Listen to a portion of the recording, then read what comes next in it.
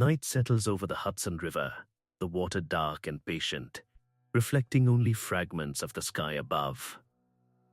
The estate at Hyde Park rests quietly, its wide lawns breathing in the damp air, its windows glowing faintly against the surrounding trees. Inside, a child sleeps beneath heavy blankets, unaware that his life will one day be measured not in years, but in crises. Franklin Delano Roosevelt is born on January 30th, 1882, into a world already shaped for him. Privilege surrounds him gently, almost invisibly. There is no hunger here, no immediate danger, no need to rush. His parents are older, attentive, protective. His mother Sarah watches him closely, guiding each step, smoothing each obstacle before it can bruise him. His father James, quiet and reserved, offers stability and example rather than instruction. Franklin grows up largely alone, no siblings, few equals. Adults fill his days. Conversations are calm, measured, polite. He learns early how to listen, how to charm, how to adapt himself to the expectations of others. The world responds warmly to him. Doors open easily. Approval comes without struggle. The river becomes his refuge. He sails for hours, learning how to read wind and current, how to adjust without resistance. Sailing teaches him patience before he understands its value. You cannot force the river. You work with it, or you drift. This lesson will return later. At Groton School, Franklin enters a stricter world. Discipline replaces comfort, expectations harden. Yet even here, he fits easily. He is not brilliant, not dominant, not extraordinary. He is agreeable, reliable, calm under pressure. Teachers trust him, classmates like him. Leadership for Franklin is not seized, it is granted. Harvard follows, then marriage to Eleanor Roosevelt. His distant cousin, sharp-minded, principled, restless in ways Franklin is not yet forced to be. Their union is both partnership and distance, closeness and separation. Eleanor seeks meaning beyond comfort. Franklin assumes comfort will always be present. Politics arrives naturally. Public service feels less like ambition and more like inheritance. He runs for the New York State Senate and wins. He learns quickly how power moves, not through confrontation, but through alignment. He studies people, senses moods, adapts tone. Where others argue, he reassures. Where others push, he waits. He admires Theodore Roosevelt deeply. The energy, the confidence, the willingness to act. But Franklin's temperament is different. He prefers currents to charges. He believes momentum can be guided rather than forced. When Woodrow Wilson appoints him Assistant Secretary of the Navy, Franklin feels close to history, close to importance. War approaches. Responsibility grows. He thrives in the motion, the coordination, the scale of effort. The Navy hums with preparation, and Franklin hums with it. Then, abruptly, the river turns. In the summer of 1921, while vacationing on Campobello Island, Franklin wakes with a fever. His legs feel strange, weak. By morning, they no longer move. Pain spreads. Confusion follows. Doctors offer shifting explanations.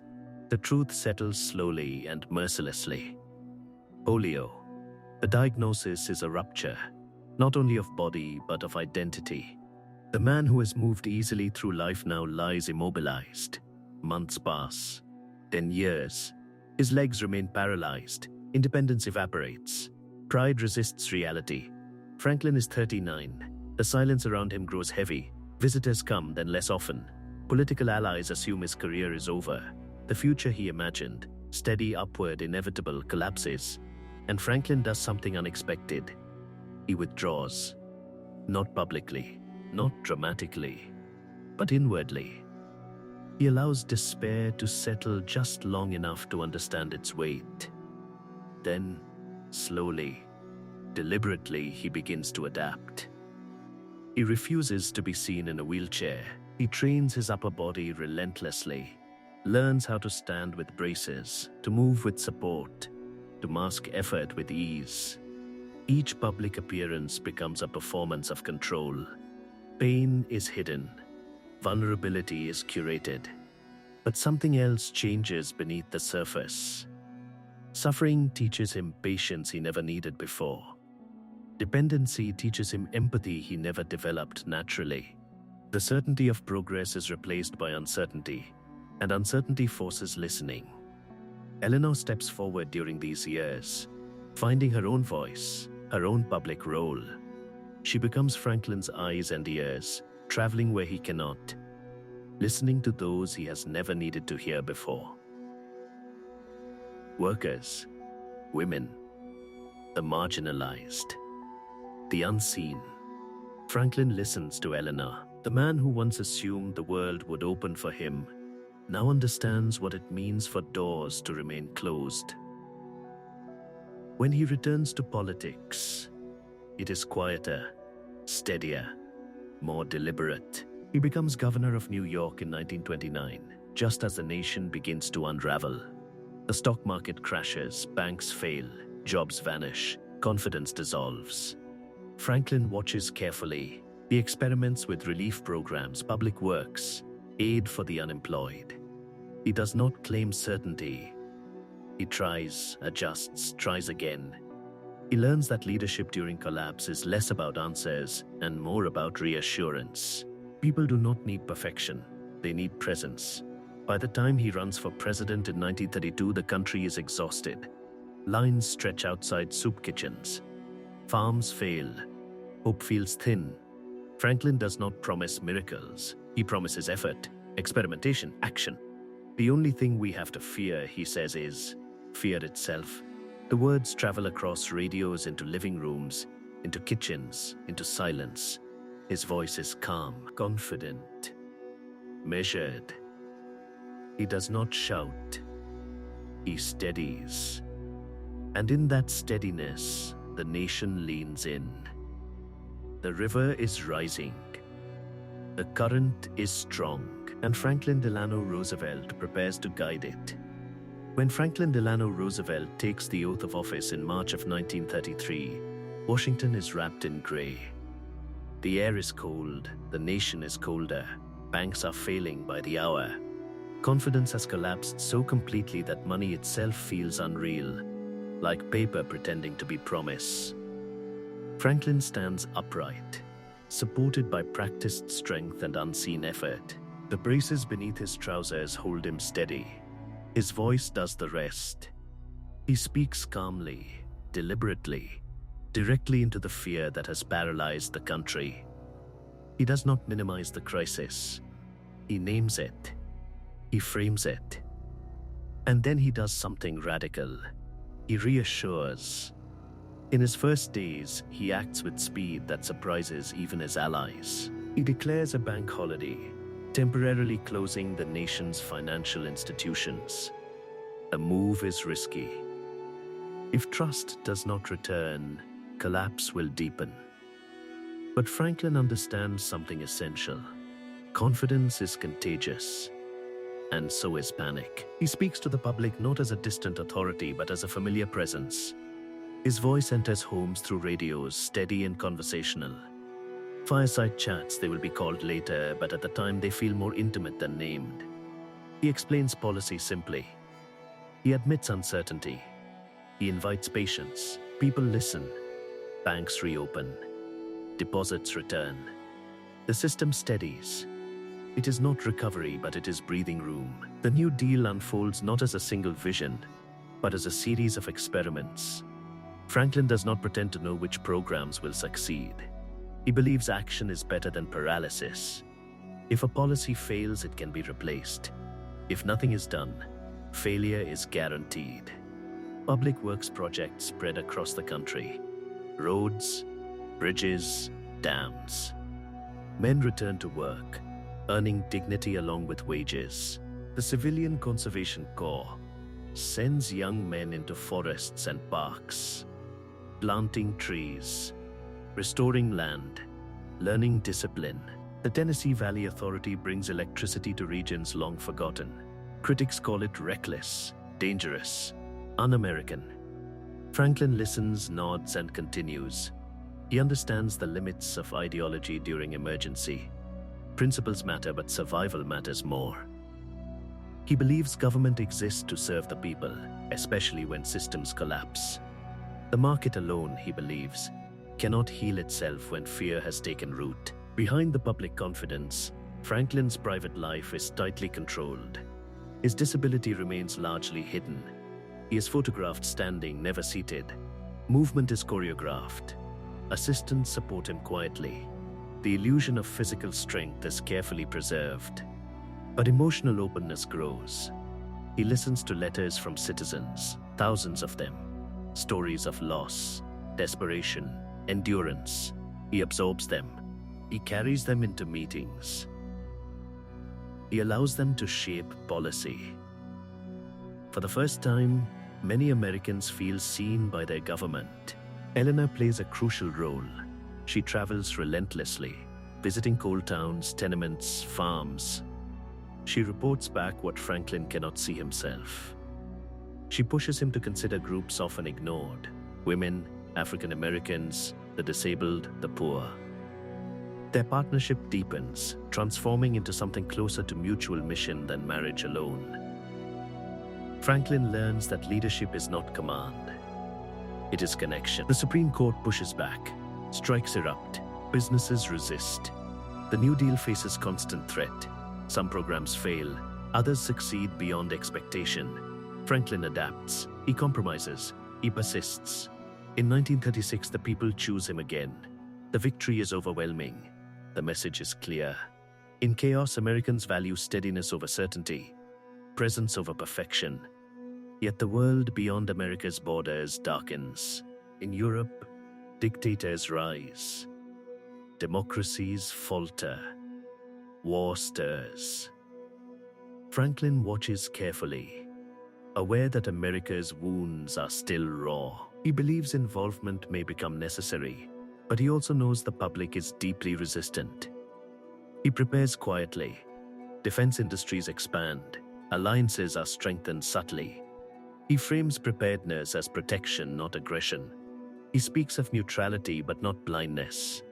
The river is moving faster now, and the current grows dangerous. At home, resistance intensifies. Some accuse him of expanding government too far, of threatening freedom, of concentrating power. Franklin absorbs the criticism with calm patience. He believes leadership during crisis requires tolerance for discomfort, including his own. He considers altering the Supreme Court to protect New Deal legislation. The plan backfires politically. For one of the few times his judgment falters, the nation recoils. Franklin retreats. He learns. The lesson is not about power, it is about trust. By the late 1930s, recovery remains uneven. The Depression loosens its grip slowly, stubbornly. Franklin refuses to abandon reform. He believes setbacks are not signals to stop, but signals to adjust. And then, in December of 1941, the world arrives at America's door. Pearl Harbor burns, ships sink, smoke rises. The nation wakes suddenly, violently. Isolation evaporates overnight. Franklin addresses Congress with measured fury. His voice carries resolve, not panic. December 7, he says, is a date which will live in infamy. War begins. And Franklin Delano Roosevelt, shaped by crisis, prepared by suffering, now stands at the center of the greatest test of his life. War transforms the rhythm of Franklin Delano Roosevelt's days. Time compresses.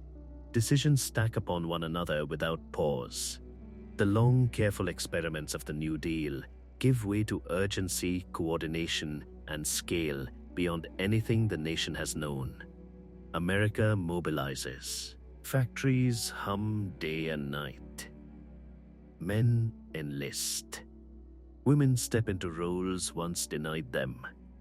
The country reshapes itself around necessity. Franklin watches this transformation from the White House. directing through letters, calls, meetings, and speeches. His physical limits require adaptation, but his reach expands beyond geography. He leads through voice. Radio becomes his most powerful instrument. His words cross oceans, steadying allies, warning enemies, reassuring citizens. He speaks with calm authority, rarely raising his voice, never indulging panic. In a world defined by violence, his steadiness becomes a kind of weapon. Behind the scenes, alliances form. Franklin meets with Winston Churchill, whose intensity contrasts with his own composure. They talk late into the night, trading strategy, history, humor. They recognize in each other something essential, a belief that democracy must be defended not just with arms, but with resolve. The partnership is imperfect. Trust grows slowly. Each man carries his nation's burden differently. But together, they shape the direction of the war. Franklin also navigates a more complicated relationship with Joseph Stalin. Suspicion runs deep, ideology divides sharply, yet necessity demands cooperation. Franklin believes engagement is better than isolation. He hopes, perhaps optimistically, that personal diplomacy can soften ideological boundaries. It is a gamble. At home, fear spreads in quieter ways. After Pearl Harbor, suspicion turns inward. Japanese Americans are viewed with distrust. Pressure mounts. Franklin authorizes internment, relocating thousands of citizens to camps. It is one of the darkest decisions of his presidency. Later generations will judge it harshly. Even then, some warn him. He does not reverse course. The decision lingers as a reminder that even steady leadership can fail under fear. The war intensifies. Casualty lists grow longer. Letters arrive by the thousands. Franklin absorbs the grief of a nation already weary from years of hardship. He carries it carefully, knowing despair spreads quickly if leadership wavers. His health, however, declines. The strain of leadership compounds the toll of polio. He grows thinner, tires easily. Doctors worry privately. The public sees little. Appearances are carefully managed. Smiles remain. Confidence is projected. Eleanor remains essential. She travels tirelessly, visiting troops, factories, hospitals. She reports back what Franklin cannot see. She pushes him on civil rights, labor conditions, equality. She challenges him when comfort might tempt compromise. Their partnership, once distant, now feels essential. As the war turns, victories begin to appear. North Africa, Italy. The Pacific shifts slowly, yet the cost remains staggering. Franklin never celebrates prematurely. He understands the weight of lives behind each headline. In 1944, with war still raging, Franklin makes a decision that surprises even him. He runs for a fourth term. Tradition has limited presidents to 2, but Franklin believes the moment demands continuity. He does not trust transition during war. The nation, tired but resolute, agrees. The campaign is subdued. His health is visibly failing. Rumors spread. He dismisses them publicly. Privately, he knows his time is narrowing. The election is won. But the victory feels quieter than before. International conferences follow. Yalta, Tehran. Plans are made for a post-war world. Franklin envisions an international organization to prevent future conflict, a forum for dialogue rather than destruction. The United Nations begins as an idea shaped by exhaustion and hope. He pushes for it despite skepticism. He believes the world cannot survive another cycle of isolation and war. Cooperation, however flawed, must be attempted. By early 1945, the war in Europe nears its end. Victory feels inevitable, but fragile. Franklin's health deteriorates rapidly.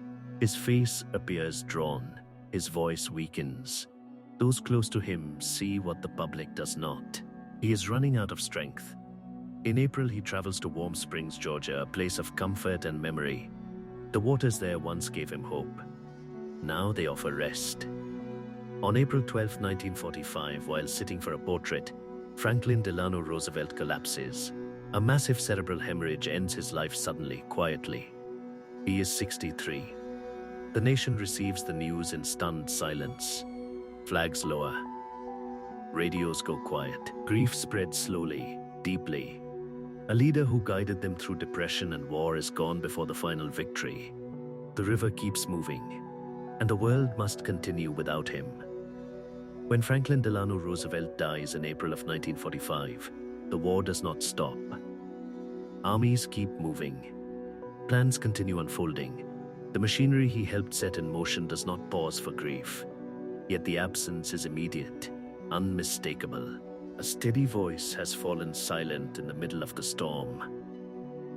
Harry Truman steps forward, suddenly, unprepared for the scale of what he inherits. The contrast is sharp. Roosevelt had led for more than a decade. His presence had become part of the nation's rhythm. Many Americans had never known another president as adults. Now, change arrives without warning. Across the country, people gather quietly around radios. Some cry, others sit in silence. For many, Franklin Roosevelt had been more than a leader. He had been a companion through hardship, a familiar voice in dark rooms, a steady presence when certainty vanished. The war ends months later. Victory comes with relief, but also with exhaustion.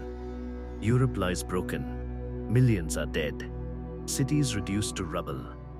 The world stands uncertain at the edge of peace. The structures Franklin envisioned, international cooperation, collective security, begin to take shape in his absence. The United Nations is born.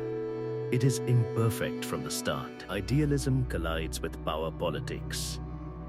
Yet the attempt itself reflects Roosevelt's belief that isolation is a failure of imagination. He understood human nature too well to expect harmony, but too deeply to accept fatalism. At home, his legacy unfolds slowly. The New Deal remains controversial. Some programs fade, others endure. Social security becomes woven into daily life. Labor protections remain. Infrastructure stands as physical memory of a time when government acted boldly. Critics continue to argue he expanded federal power too far. Supporters argue he saved capitalism by reforming it. Both views contain truth. Franklin did not dismantle the system. He stabilized it. He believed capitalism required guardrails, especially during crisis. His approach to leadership reshaped expectations. He normalized the idea that presidents should speak directly to the public. That explanation mattered as much as action. That empathy was not weakness. That calm could be powerful. He had not ruled through spectacle. He ruled through reassurance. Privately, historians begin to reassess his life. They examine the careful construction of his public image, the concealment of disability, the choreography of strength. Some criticize this as deception, others see it as adaptation. Franklin himself believed leadership required confidence, and he would not allow physical limitation to erode trust. Yet his disability shaped him profoundly. It taught him patience, taught him humility, taught him how quickly independence can vanish. These lessons rarely appeared in speeches, but they lived in policy, in his concern for the vulnerable, in his insistence that government serve those the market forgot. His failures, too, are revisited. The internment of Japanese Americans stands starkly. Civil rights progress remains cautious and incomplete. Compromise often wins where courage might have done more. Roosevelt was not a radical. He was pragmatic. Sometimes pragmatism delayed justice. History holds these tensions. He is neither saint nor tyrant. He is a man shaped by privilege, transformed by suffering, elevated by circumstance. His greatness lies not in purity, but in persistence. Eleanor Roosevelt emerges even more clearly after his death. She becomes a moral force in her own right, championing human rights, dignity, equality. In many ways, she carries forward the empathy Franklin learned through hardship. Together they represent a rare partnership, one that blended power and conscience. The image of Franklin Roosevelt settles into collective memory, seated behind a desk, cigarette holder tilted upward, eyes focused, voice calm. It is a constructed image, yes, but also a truthful one. He was composed under pressure, steady when others panicked, willing to act when others hesitated. He believed fear was contagious, so was courage. Decades pass. New crises arise. New leaders emerge. Franklin Roosevelt's name returns whenever nations face collapse. His words are quoted, his decisions debated, his methods compared. Some long for his confidence, some warn against his reach, but nearly all acknowledge his impact. He did not simply lead during crisis, he redefined what leadership during crisis could be. The river he once sailed as a child continues to flow. Time carries memory forward, smoothing some edges, sharpening others. Yet beneath the shifting interpretations, one truth remains. Franklin Delano Roosevelt taught a nation how to endure. Long after the war ends, long after the radios fall silent and the fireside chats become recordings instead of events, Franklin Delano Roosevelt remains present in quieter ways, in policies that continue without his name attached, in assumptions about what government can do when the ground gives way beneath ordinary people. His presidency becomes a reference point, not because it solved every problem, but because it refused to surrender to despair. The generations that follow inherit a world reshaped by his decisions. Some inherit prosperity, others inherit unresolved contradictions. The system he steadied grows larger, more complex, more contested.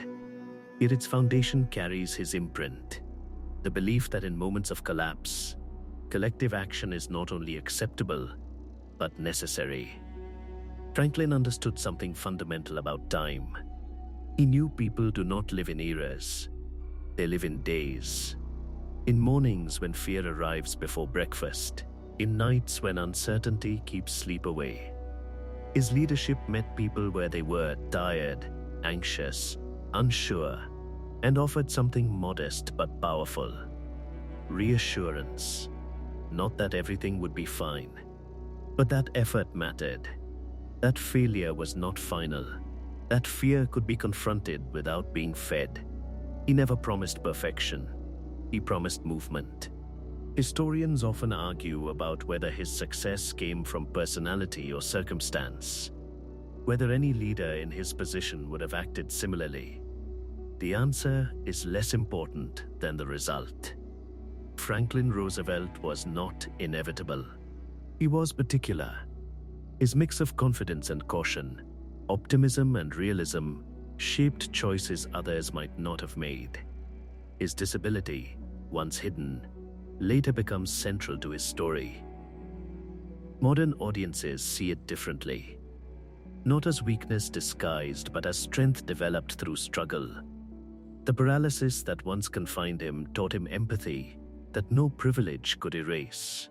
It slowed him, sharpened him, reshaped his understanding of dependence and dignity. He learned that independence is fragile, that security is not guaranteed, that compassion is policy. In this way, Franklin Roosevelt's legacy is less about programs than posture, less about ideology than approach. He believed leadership required emotional intelligence as much as authority, that explaining mattered, that listening mattered. He trusted the public to understand complexity, if spoken to honestly. This trust changed the relationship between government and citizen. People no longer expected silence during crisis. They expected presence, communication, reassurance, accountability. Even those who disagreed with him felt his attention. Of course, time reveals limitations. He did not dismantle segregation. He did not confront racism directly with the force history now demands. He compromised where courage might have accelerated justice. These failures sit alongside his achievements, inseparable from them. Franklin Roosevelt was a man of his moment, not above it. And yet, he stretched that moment forward. When future leaders face economic collapse, they borrow his language. When fear grips a nation, they echo his words.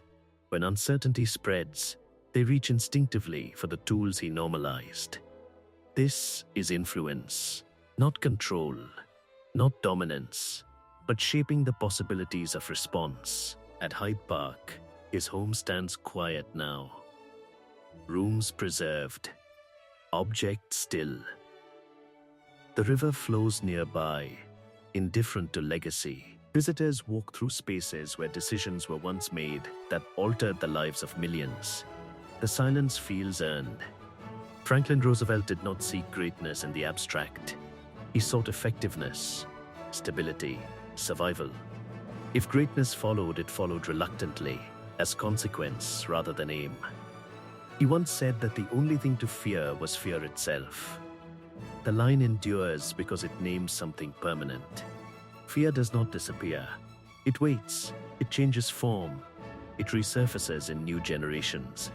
What Roosevelt offered was not eradication of fear, but resistance to it. He modeled a way of standing firm while acknowledging vulnerability, of acting decisively without claiming infallibility, of leading without demanding worship. In the end, that may be his most lasting contribution. Not the New Deal, not the war, not the speeches, but the example of a leader who faced collapse, personal and national, and chose steadiness over spectacle. As time continues forward, as new crises rise and fall, Franklin Delano Roosevelt remains less a figure of the past and more a measure. A question history asks again and again. How do we respond when the ground gives way? His answer was never perfect. But it was present, and it endured. As these moments fade into the past, what lessons remain behind? Do they warn us, guide us, or simply remind us of what it means to be human? And tonight, what will this story leave you thinking about?